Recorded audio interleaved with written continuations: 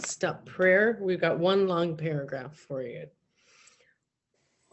Now we need more action, without which we find that faith without works is dead. Let us look at steps 8 and 9. We have a list of all persons we have harmed and to whom we are willing to make amends. We made it when we took inventory. We subjected ourselves to a drastic self-appraisal. Now we go out to our fellows and repair the damage done in the past.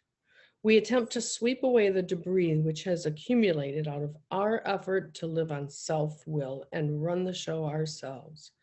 If we haven't the will to do this, we ask until it comes. Remember, it was agreed at the beginning we would go to any lengths for victory over alcohol. Yeah, yeah, Yeah. that's great. I didn't know what page it was on, but so we're just going into the 8 or 9 part of it. Yep, it's page 76. And Oh, what I read was the second paragraph. let me read that. Oh, let me read it again. All right. All So right. now we need more action. So this is coming after we went home and reviewed everything, and then we did the formal step 6 and 7. Yes, yeah, Mhm. and then so basically you move on to the next aspect of it, which is the amends process. So without which we find that faith without works is dead. Exactly. Let's look at steps 8 and 9. We have a list of all persons we have harmed and to whom we will make amends. We made it when we took inventory. We subjected ourselves to a drastic self-appraisal. Yes, hopefully we subjected self to a drastic appraisal, really. But yeah, now we go out to our fellows and repair the damage done in the past. We attempt to sweep away the debris which has accumulated out of our effort to live on self-will and run the show ourselves. Yes. If we haven't the will to do this, we ask until it comes. Remember, it was agreed at the beginning we would go to any lengths for victory over alcohol. Yeah, and we were willing to go to no lengths sometimes, yes. Yeah, so to stay on the steps, uh, 8 and 9, 9 had a very powerful impact with me. And when we're living our lives on self-will, at least in my experience, my strategy was to fucking avoid everything at all costs. So if I felt a huge sense of pride because I fucked someone over, I just moved out of state or something. So I wouldn't.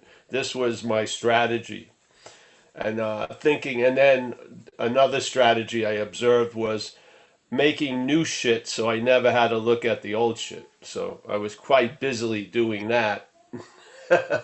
So the old shit had really piled up. So this is just effects of a failed system, and that's what we're going to make amends for. And I want to emphasize, we had a meeting yesterday. I did something for a group on the 4th step. I think it was yesterday.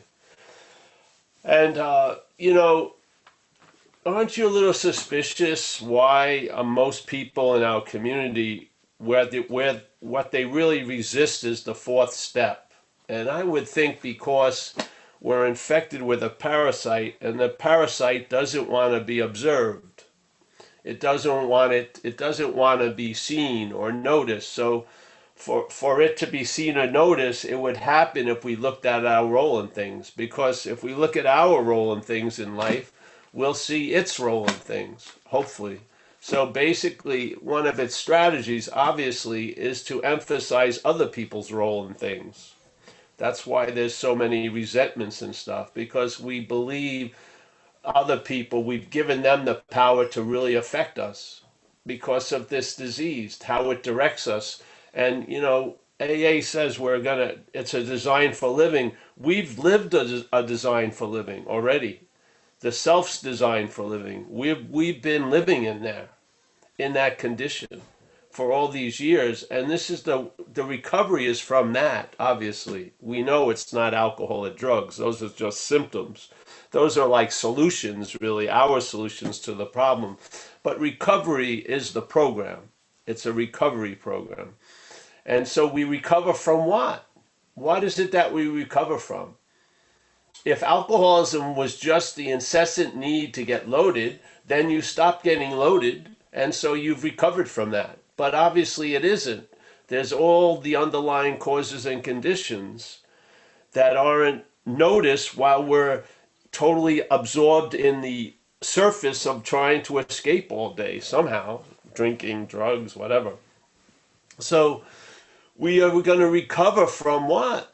A seemingly hopeless state of mind and body, which was really, that's where self thrives, in that condition, because we rely on it more and more and more and more, and it gets to do what it wants through us. So I'm not giving a different take on the 12 steps. I'm trying to look at the 12. I'm not trying. I do look at the 12 steps from a view that it is self that has defeated us.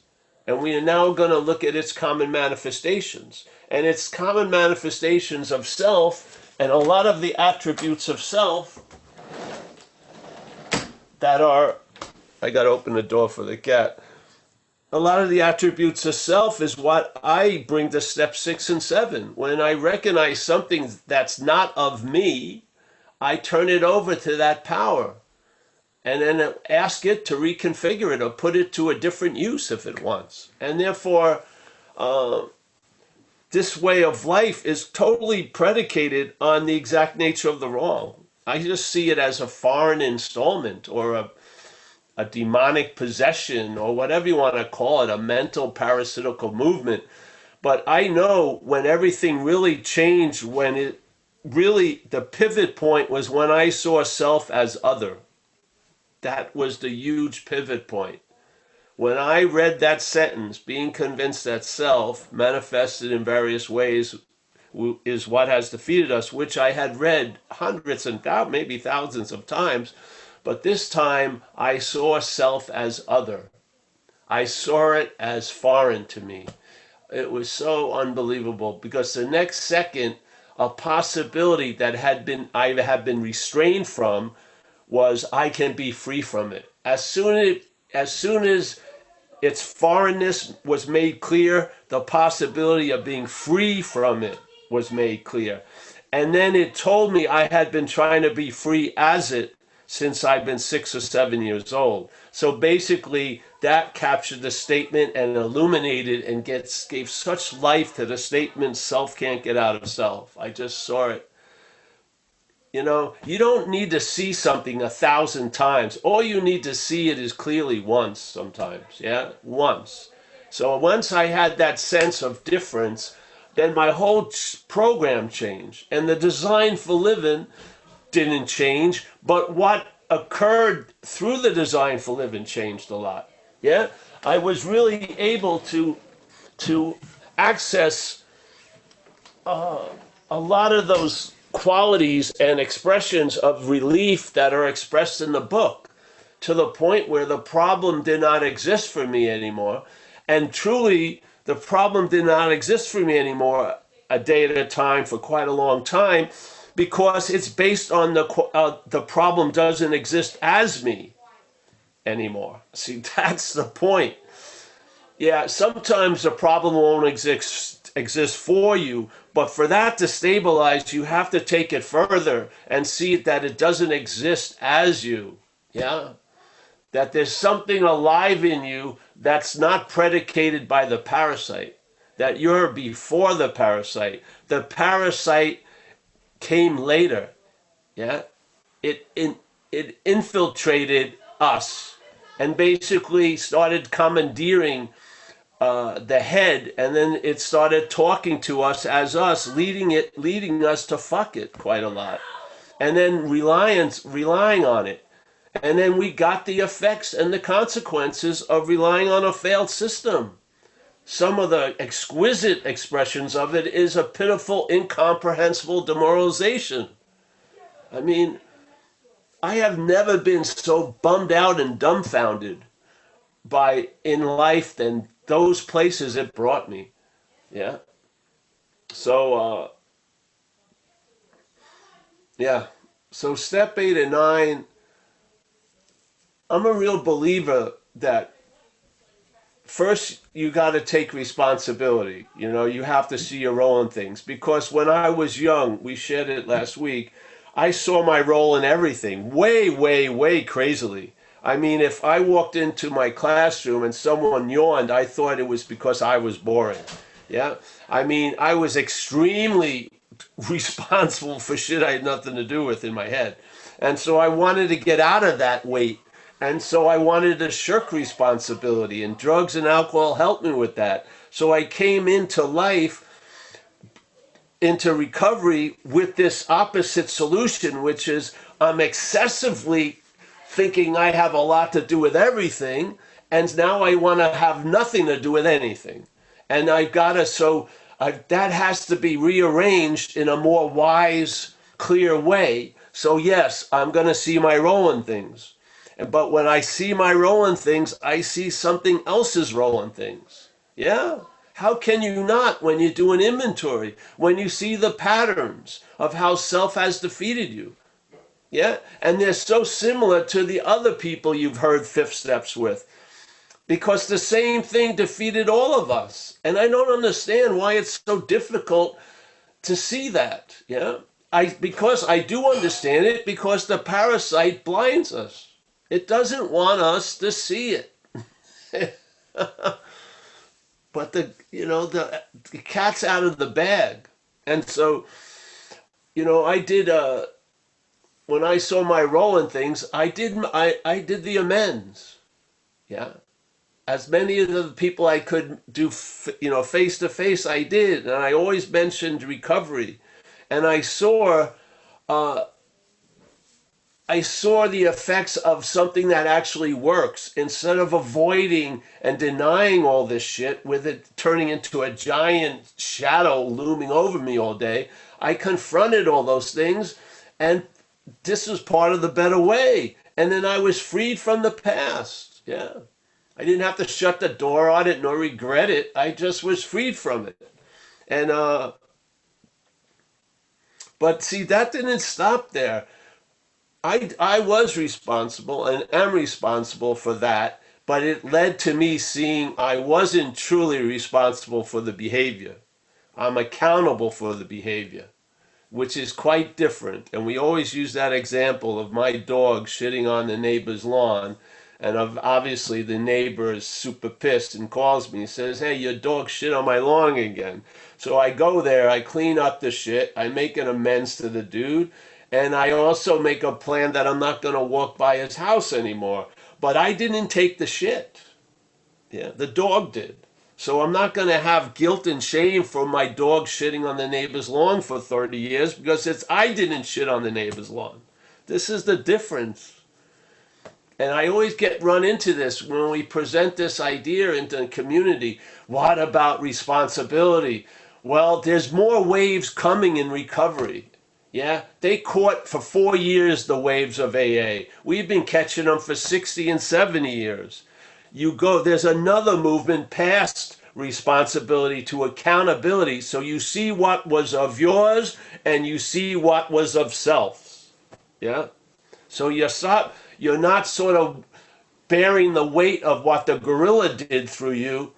Yeah. And having all the guilt and shame constantly limiting your ability to enjoy peace of mind today and everything else. You're freed from that. Yeah, you've truly got the quality of I was powerless when I was under the influence, meaning I was going to do whatever that influence wanted me to do.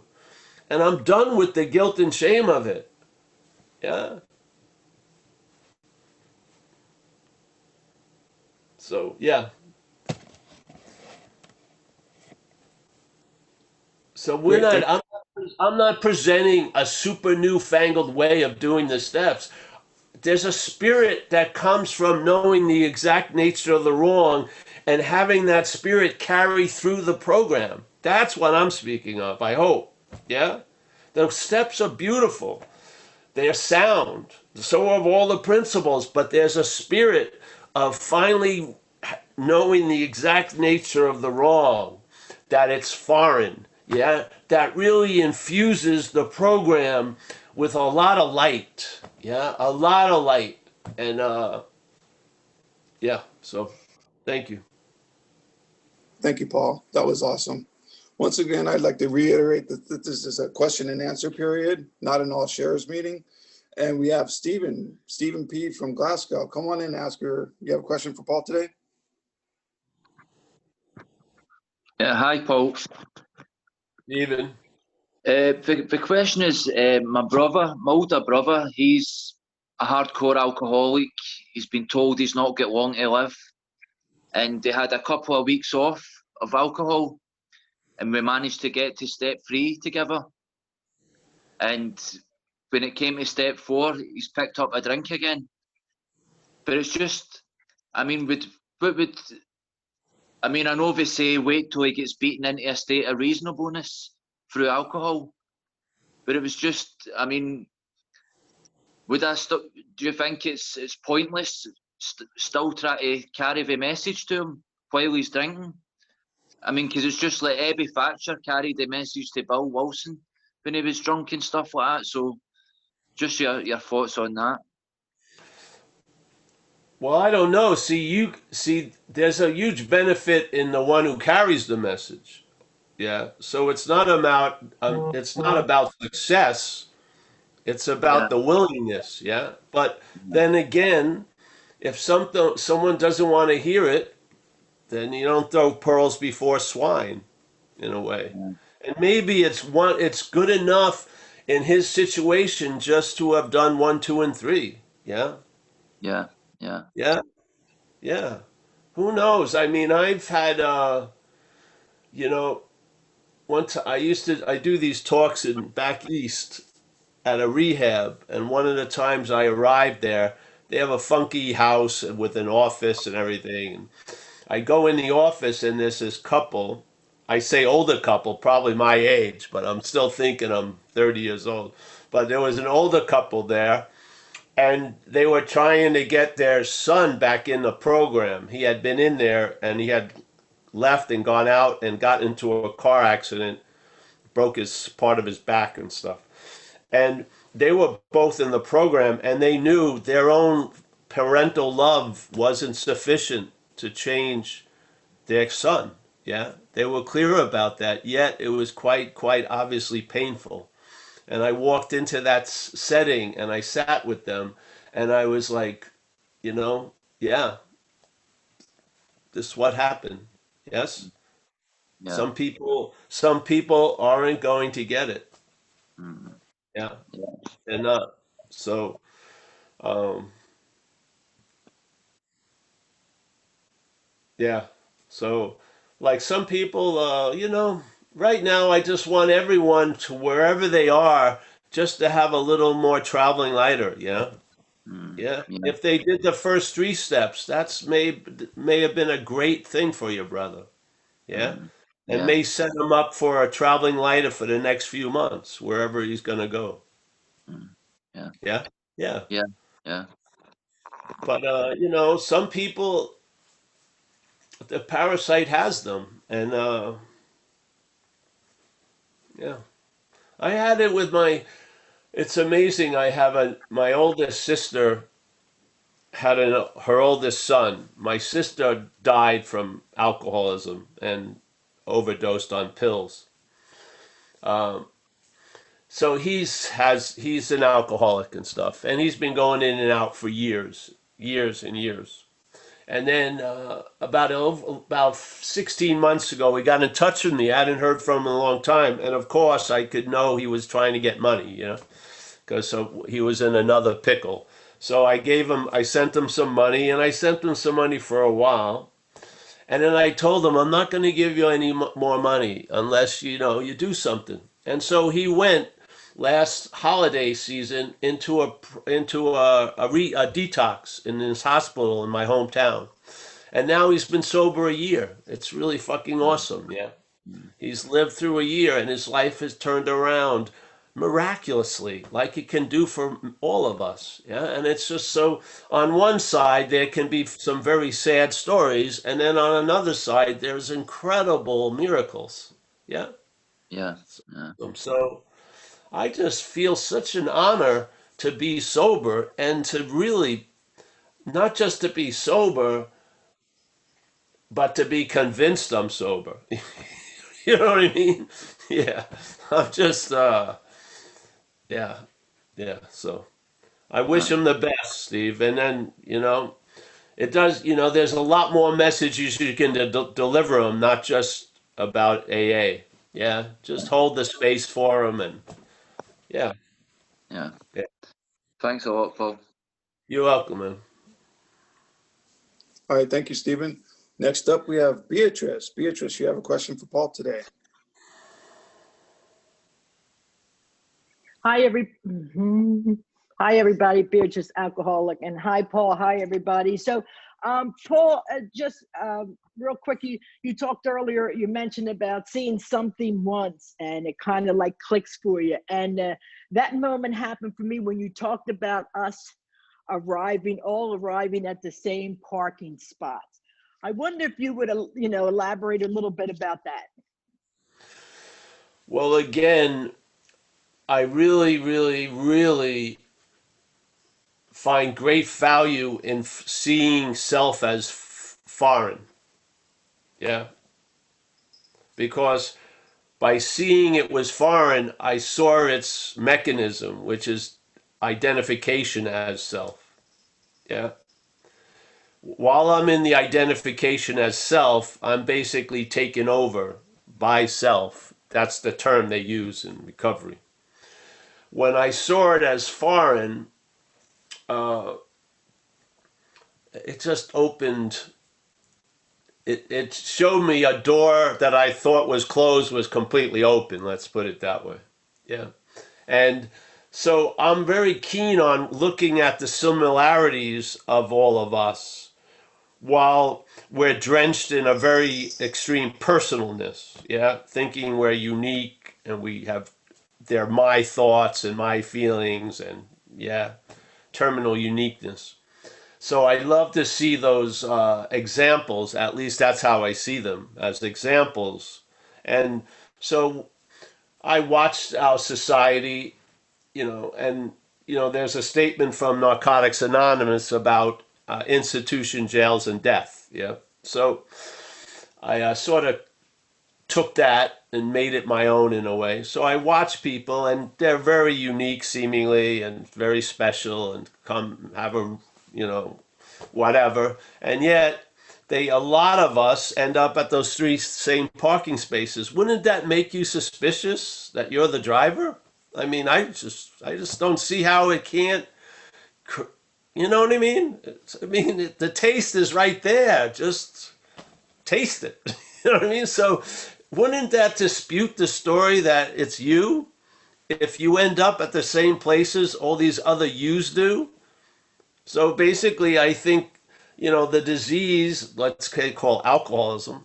I think it's something else, but let's call it alcoholism, is driving all of us. And it doesn't have an infinite amount of traits. It has a defined, limited amount of traits. And you can basically tell the tree by the fruit. So where you end up is where it drove you. So you know what I mean? So if all these different Fords and, emphasis on all the different models end up at the three same places, they mustn't be driven by you. You must be driven by something. Yes, well, I don't see how you can't see it. That's the whole point of these shares.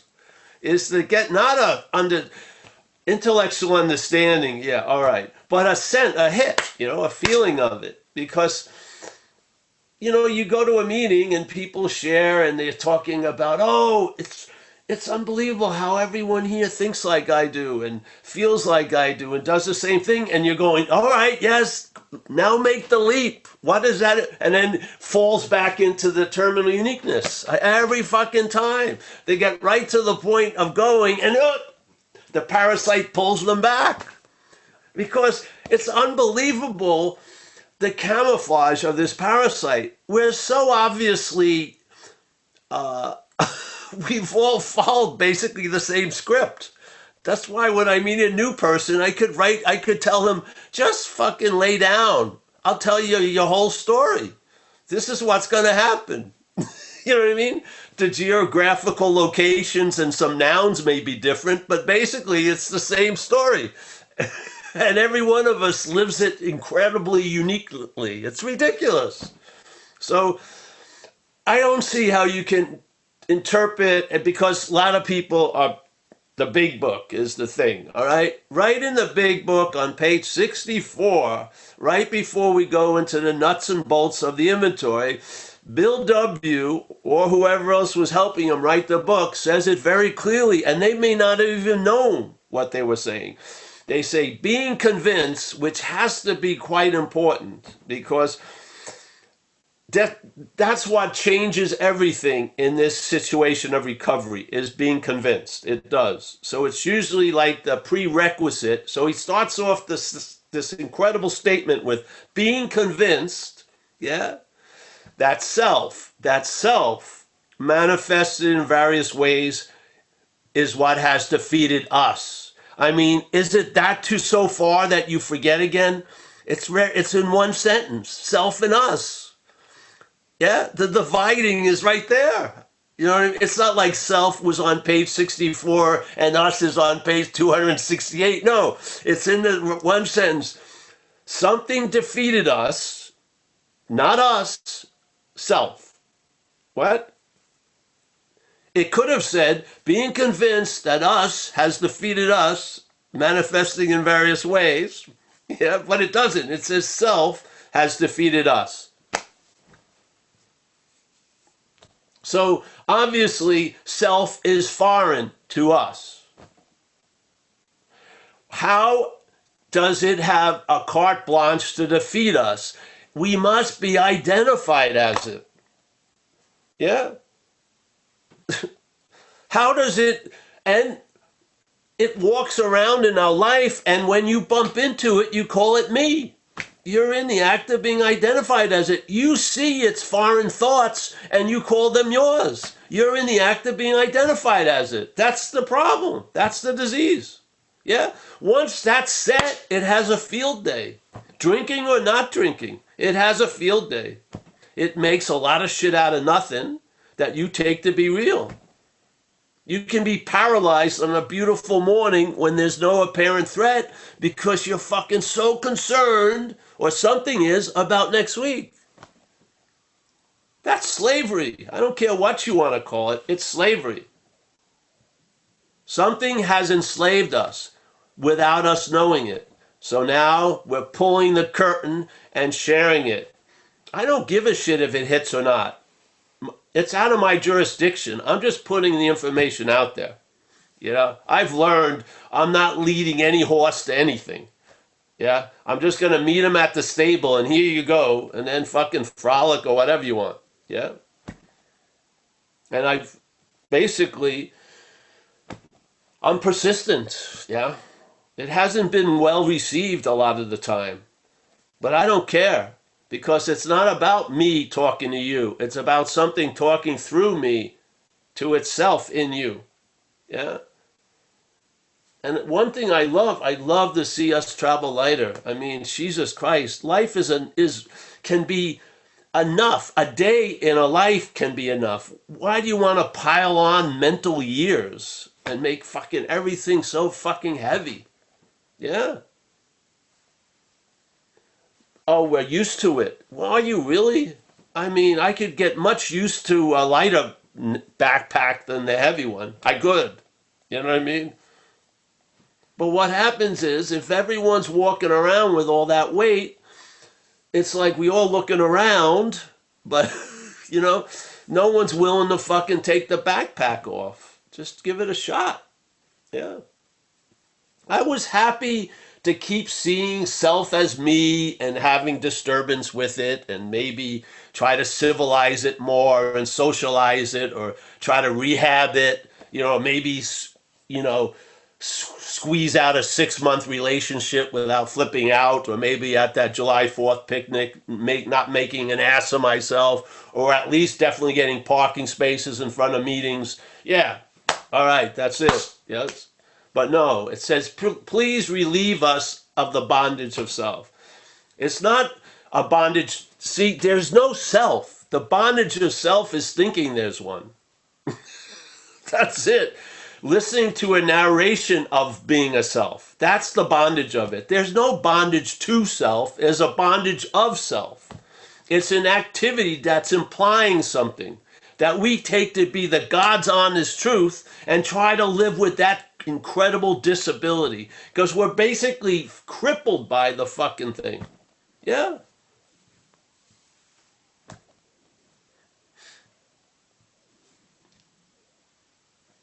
So yes, I feel if you see the exact nature of the wrong, that light of seeing the problem will be amplified through the steps.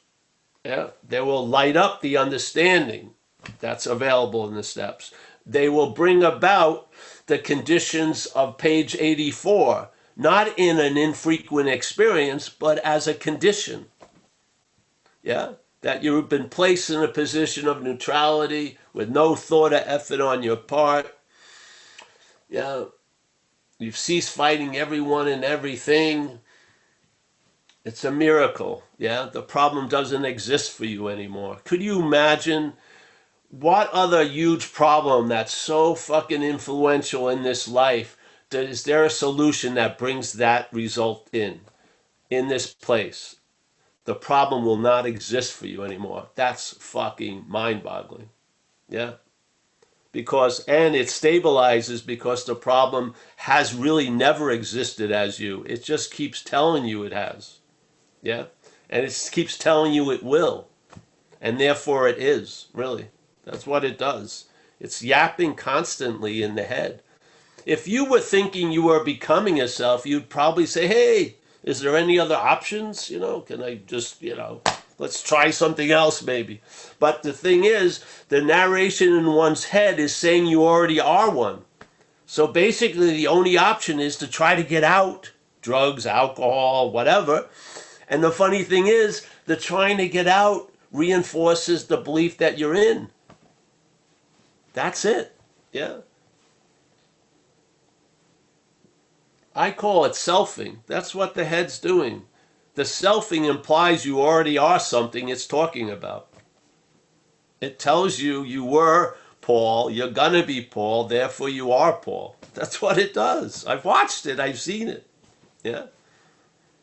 I've seen it so fucking clearly. You can take it or leave it. I'm just putting it out there. The problem resides in the mind. Where do you think it is? In the brain matter? Give me a break. It's in your relationship to the audio of the thought system, really. Really, our relationship to that audio of the thought system is where the problem resides. Yeah? There's great faith in the thoughts and the stories about Paul. Therefore, Paul becomes the dominant the idea that everything is self-centered on. It's called self-centeredness, yes? So, there is a solution. Perhaps there's a better way. It's not perhaps, there is a better way.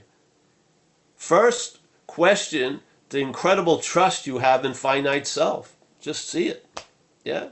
And then that will probably open you up for that faith to be moved to trusting something infinite. Yeah? And you can observe the journey, express it, yeah? Share about it. Be available for people who are on the same journey. Yeah? And know with assurance, yeah, that you have a new employer.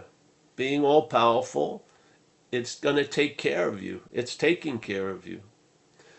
And all you need to do is to stay closer to it. You can't be far from everywhere. So that's requirements already met.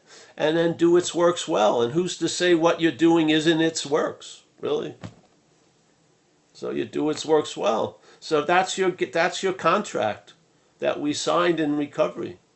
Why not live? Why not live your part of it, which is honoring and being grateful for being taken care of, not living in fear that you're not going to be. Yeah, you can't serve two masters at the same time. You can't. You can give it a shot. You can't. And self's not going to get out of self. It ain't. Yeah, and it behooves us to recognize that we may be in the act of being identified as self. That which we're listening to is definitely. So hopefully we're not so invested in what we're listening to that we take ourselves to be that. I'm hoping. And if you are in that condition, it's not necessarily going to be the condition you're going to be in, because this program will give you an option. Yeah? Perhaps there's the better way. Admit your limitations. Yeah? And you'll be placed in a position of neutrality, because you're never going to get there on your own. No fucking way. But when you surrender and you realize, I can't get out of self as this fucking thing, yeah, maybe then some things start to happen. Yeah. And usually what comes along with the demonstrations of that power is relief. Yeah. A relief you never even knew was possible. Yeah. You get relieved of the bondage of self. Though the bondage of self keeps going on, but you're not bound by it anymore. Yeah? It's a huge difference between hearing and listening. You're hearing the yapping because you're awake, you're conscious, but you're not listening to it. I'm not taking its counsel. I'm not.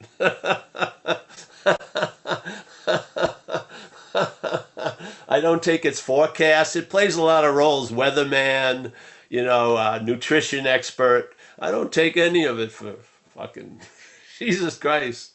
I follow a different drum I can barely hear. That's how loud it is. It's beautiful. Yeah. The clamoring on the cans don't do it for me anymore.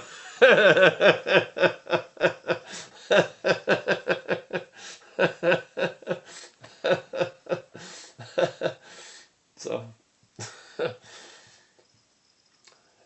the solution is based somewhat on the problem. I'm telling you, the problem is the act of being identified as self.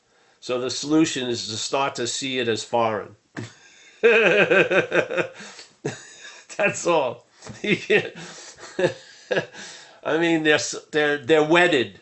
The seeming solution is wedded to the seeming problem. That's why seeing it. Why would we have to see it foreign? Because you're identified as it. That's why. Yeah, that's the explanation. Why does it work? Well, who gives a shit why? Just enjoy the working of it. Yeah. Seriously.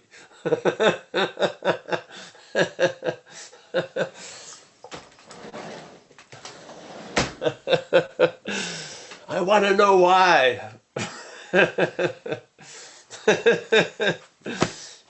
Move on from that.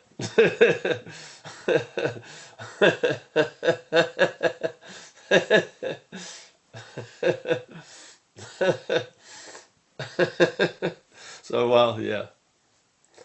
Anyone else? Question, whatever. Yeah, thank you so much, Beatrice. Our next question comes from Dave from NYC. Dave, come on and ask your question. Hey, Paul, Dave here, Staten Island, as you know. So I've been your student for a good 10 years. This is a question and answer, and I don't want to get off on a tangent. Why? I may have already answered it. Maybe I should just freaking throw the book away. Maybe I'm not convinced. Maybe I should have left that in. If you're not convinced up to this point, to throw it away, the original manuscript. Perhaps they should have left that in. The thing is, what says it's not convinced may not be you. Yeah? What's saying it's not convinced may not be you. Okay, of course. My question is, why am I addicted to the camouflage? Why am I addicted to anger? Why, like a 7-year-old? So let's give you an example. So my wife went inside the door and she closed closed it. She was looking at the mail. I was behind her. She didn't open it right away. Right away, maybe 7 seconds. I didn't scream, but I raised my voice enough to make her very upset. Okay, so in that pause, it was all self will run riot, and I didn't think so. And this happens often. She calls me sick. Okay, I don't know what else to say. I really don't. Why do I keep doing this? Why do I rely on the self? Why it's just self-management once again. Why ask me? Ask yourself that. Yeah. See what comes up. Hey, Dante. That's so weird that you should say that, because before I asked the question, I said the exact same thing to myself. I have the answers. I have a problem with the pause. I had the problem with the pause. Well, then what happens if that's the condition? See, like in AA, it says, practice these principles in all your affairs. And I like to add something onto that. If you can't, limit your affairs. So this is the realm of skillful means, which we have plenty of in recovery, which is the serenity prayer. You can take a couple of breaths before you jump into action or whatever. Yes? You got to see where you seemingly are. Sort of like we're talking about a solution which is questioning the fire and the one that's in the fire. Sometimes people believe they're in a fire, so you don't give them that answer. You tell them where the nearest pail of water is. That's what we're doing here. So you need to sort of find some skillful means that will limit the expression of the anger in your relationship with your wife. Simple. It has nothing to do with what you are, but it has to do with the action figure. And you're appearing in Rome, so you got to do what the Romans do. So learn to sort of admit that, hey, I can't seem to control my anger. That's a good starting point. Just fucking admit it, yeah? And ask for help. That's what AA's solution is. It says admit the powerlessness, because that's where the power lies. So here you have a perfect example of it. I seem to be powerless about restraining my fucking emotional outburst concerning with my wife. Okay, there's the point. What does recovery say to us then? It doesn't say go out and try to change yourself. It says surrender that and ask for that power to help you. And that help may be taking classes, I don't know, but it will deliver some kind of instruction for you, and then you just follow the tea leaves. And then you get a little bit better in your situations, goes a long, long, long, long way. So there's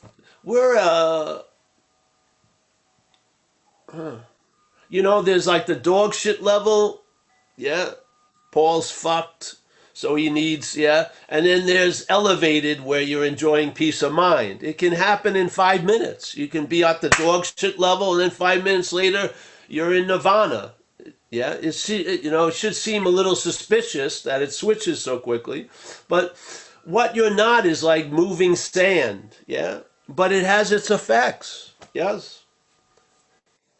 So you need to, you learn skillful means. So I used to have that, practice the principles in all your affairs. All right. I had an incredibly strange answer come to me in life, which was I didn't like the holidays from Thanksgiving to New Year's Eve. Yeah.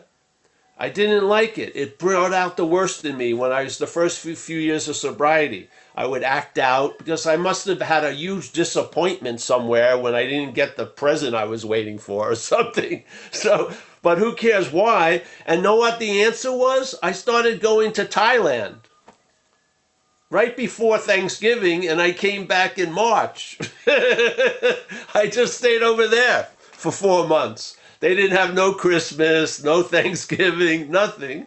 And I tell you the truth, it worked. I did it for about 12 years. Now I can handle the holidays. Yeah. But I couldn't. I was outmatched. So life gave me a strange answer, but it worked. So check out the affairs you can't practice these principles in, and then use that stage to surrender, which is the program. To admit, hey, I can't fucking pull this off. Hallelujah. Thank God you're going to give up. Yeah. The spirit will take care of itself. What's causing a lot of chaos on the screen isn't the spirit. It's the mental, physical, emotional experiences. Yeah. Yeah. The spirit is solid. It's always there at all times, no matter what you're doing or not doing. That is a given. That's the employer. Yeah. You can rest there. And then there's the activities of the action figure, and life can be like a bumper car show. You're just running into fucking people and they're running into you, and, you know, yeah, that's what the recovery program's about. Yeah, you recover some sanity concerning these insane topics that run us. Yeah, yeah. But it's strange. Don't try to apply. Sometimes people apply the wrong solution to the problem. They want to say there is no house, there is no fire when they're feeling like the flames burning their fucking left arm. No, just get a map of where the nearest water is. That's the appropriate response. Yeah. Then you can go after the fire's put out. You can sit with someone and they'll say, "Hey, you're at a lot of fires, Dave. Have you never? Maybe you're the fire starter. Who knows?" And then you start getting to the root of the problem. Yeah. But first, you need to put the fire out, and then you can get to the root of the problem. Don't try to use the root of the problem to put the fire out. It won't work.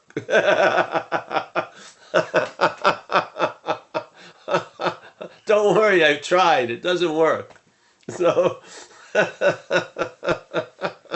yeah. And you remember, the thing that's yelling in your head isn't you. Seriously, it ain't. Yeah.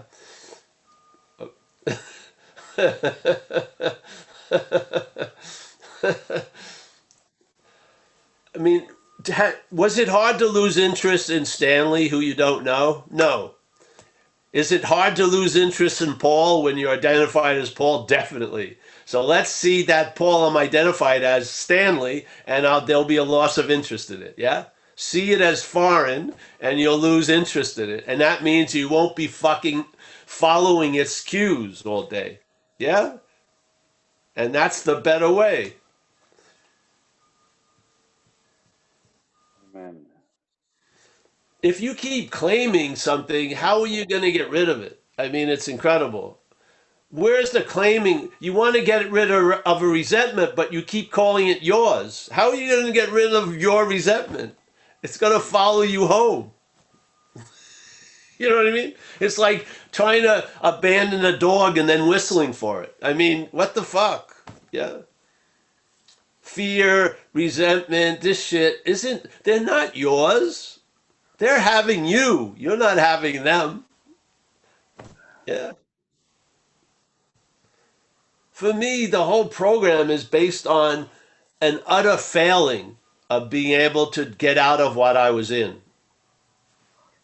I had to admit complete defeat. I did. And I didn't even admit it. Life admitted it to me. It just struck me sober. It bypassed the head because nothing was working there. And it just said, "You're fucked, Paul. And you're completely fucked." And, you know, there was just a giving up. And then it set off a train of circumstances. I ended up in an AA meeting that night, and I've been going for 32 years. Yeah. And I've never had a strong feeling or a thought to get high. It's amazing. It's mind-boggling.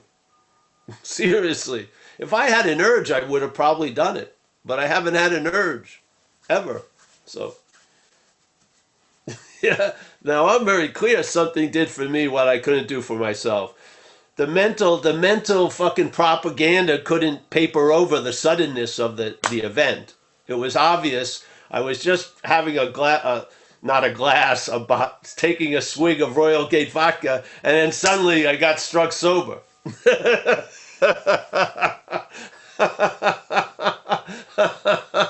What? Yeah. I mean, seriously. If you were wearing Paul like a suit, it just dropped off to my ankles. I was fucking completely naked. And I knew I was fucked and I wasn't managerial quality. That put an end to it all. It's never been debated or reviewed. It's just been a fact. Yeah. So I've been very fortunate because something intervened and put an end to it. At least till to this day. But yeah. See, a lot of people, they have a weird hope. It's sort of false hope. They're truly fucked, but they don't think they're gonna be. You're not gonna get out of it. That hope isn't serving us.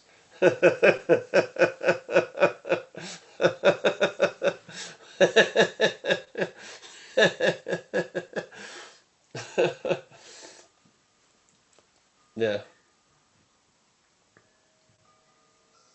Okay, Paul. Great. Yeah. Okay, Paul.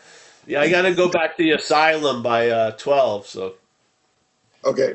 We they have gave me a new shirt, but I'm wearing my whites underneath. we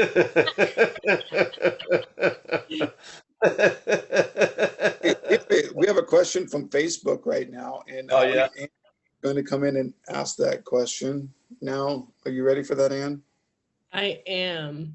Awesome. Stephanie is asking, can you talk on the statement, everyone has a fundamental idea of God?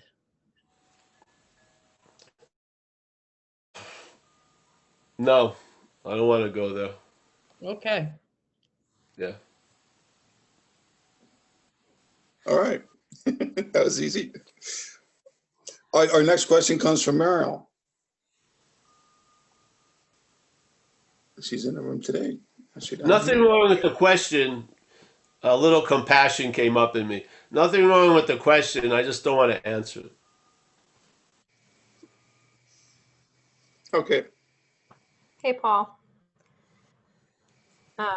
So I've been thinking a lot about you saying that there is no self, and just this idea of wanting to claim, um, that like I'm responsible for my recovery, and I hear my sponsees say that a lot, like, making statements like, "Oh, I think I just need to do this," or "I'm pulling myself out of this," and so since coming to these talks, I've been really kind of attempting to reframe things for them and like, no, you're trying to attach your own responsibility for this, but really this is a spiritual program, not a self-help program.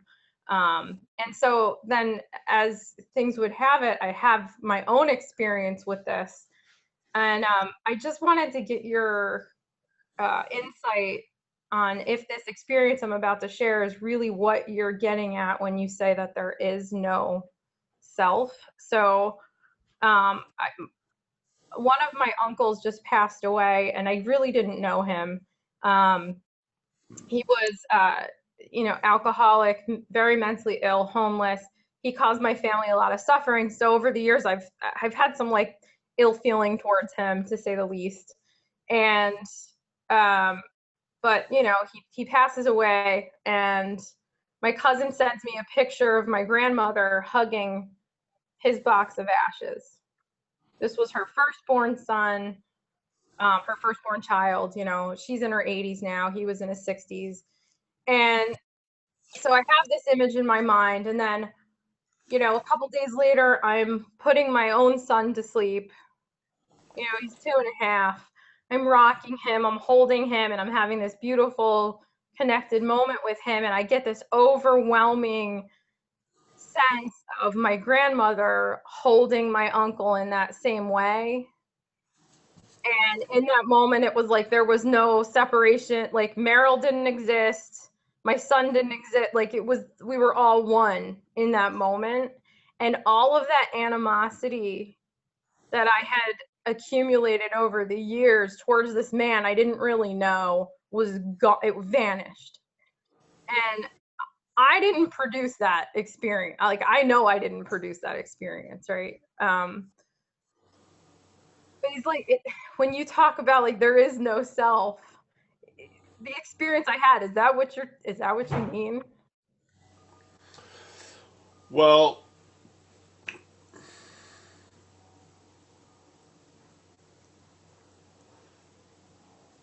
weakening the idea of self will lend or lead to more experiences like that. Yes, let's put it that way. Yeah, when there isn't, see, the system is trying to present you as a long-lasting, independent, separate thing, quite unique and terminally unique to the point. When that's weakened, a lot of other ways to experience stuff happen, and they give you and tell you a whole different story about life than the self-centered story. Yes, Yeah. like you got you don't need to get the whole book. It just sends you a paragraph, and you get whacked, and it shows you a lot. Yeah, this has happened when your door isn't barricaded by old ideas and everything else. Yes, a lot of shit comes in and out, and leaves an impression. Yeah. Hit me And like some of those impressions last quite a long time, and they produce a big effect. Yeah. It's not how long the impression lasts at that second, but what it does. Yeah. It's sort of like when you throw a stone in a pond and you create those vibratory rings. Yeah. Yeah. So, yeah. And the result was that dead little space in your storage unit with all the boxes of your uncle has been removed, and the window's been open, and now there's some circulation in there. Yeah, which is great. That's traveling lighter. yeah, Yeah, yeah. So thanks for the share. right on. Thank you. Okay, great. Okay, Paul, we have our last question today from Nina. Nina, you have a question for Paul? Hi, yeah. Thanks, Paul. I wanted to ask you about vulnerability and crying Yeah. in this process. I don't, if you want to talk in general, it might be more useful than telling you my specifics. All right. What do you? Oh, you mean that's happening in the process of recovery? Sure. So, okay, so I'll give you, so I have my thing that lights me up the most is when I think I'm being criticized or judged. And people can say things that are very innocuous, and I'll be like, oh, they're judging me, they're putting me down. And I'll notice it, and I get very defensive. And so I realize that's self telling me, like, lock it down, be tight, fuck this person, it's ready for a fight. So and I can see that that's what it's telling me. And if I, in a really good place, I can let it go. But oftentimes I can't immediately let that go. And it seems like the process of confiding in very trusted people and having that vulnerability and then some crying somewhere along the way, it seems like that's shifting the energy, but I just didn't know because I'm really new to all this and I wanted to see. Well, yeah, I think that's a good sign. Okay. I would say it's a good sign. I felt a lot of emotion at the beginning of the meeting. I don't know why. It just came up. So I always let it have its moment on the stage. Yeah. Yeah. It's a richness in a weird way. You feel a richness that usually is preceded by sadness, but there's a richness there. So yeah, it comes up. That's part of recovery. Yeah. See, the old way of living was a huge song and dance. Yeah. It was. A lot of shit got denied, uh, thwarted, pushed in, locked away. And now there's a permission is setting in to let that stuff out. Yeah. Observe it. You're in good hands. Really, seriously. I mean, many of us, I'm sure, in these squares have had tons of cathartic laughing or crying jags. It's just the thing, and the fear of people. Remember, how the mental state works, it's mostly projection, yeah? So what you're thinking someone else is doing to you, you're doing it to yourself. Yeah, your head is. Yeah, Right. just to get clear. So when I'm thinking people are you're that's how that's you're putting your thinking in their thinking and saying, "Oh, it's yeah, but it's you. It's projection. It's not you, but it's projection of you." Yeah. Yeah. Yeah. Just to be clear. Projection is a huge event most of the day. Right. It's really, and so, uh, I remember when it became obvious one time because I would project a lot of shit that people were setting me up to fuck with me, yeah? Especially in significant relationships. Only really in significant love relationships. And I was with this lady, and this lady was pretty clear, and she was like a mirror. So everything I was throwing at her, she didn't own any of it. And so it was like a boomerang. It came back, and I realized I didn't. There was a realization of it. Yeah, this huge blaming of others for my seeming past condition. Oh, it was awesome. Awesome point of recovery. Yeah, because the shit really decreased.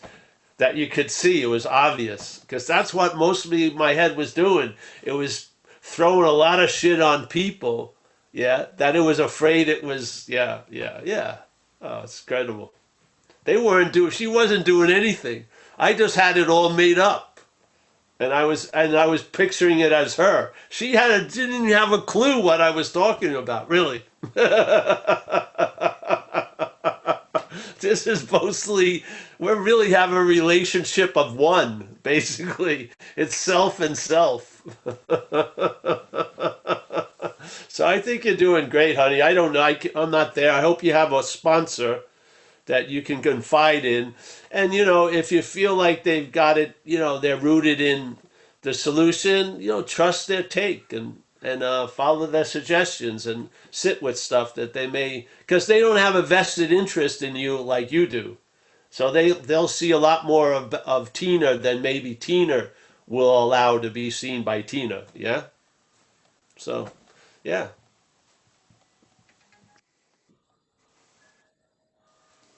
Good to see you, honey. Yeah. Thank you for everything. And yeah, just stay with us. Yeah. You're in good hands is the important point. We do have a new employer. Yeah. And if we have a new employer, there must have been an old employer. Yeah. So we know what it was like with the old employer. Yeah. So the new employer being all powerful, which the other one isn't, yeah, is going to take care of us, which the other one didn't. Yeah. Basically. So the fundamental thing that's causing so much angst in us is that we have been relying on something that's unreliable. So we're always open to thinking the worst, let's say. Yes? So we've been almost trained like a dog to think we're going to get hit all day. Yeah? This is the domination of self. Yeah? Now you have a new employer and you're going to be able to respond to how you're being taken care of now, not react to it from the past, but respond to it now. A feeling of an assurance you're okay. Yeah, yeah.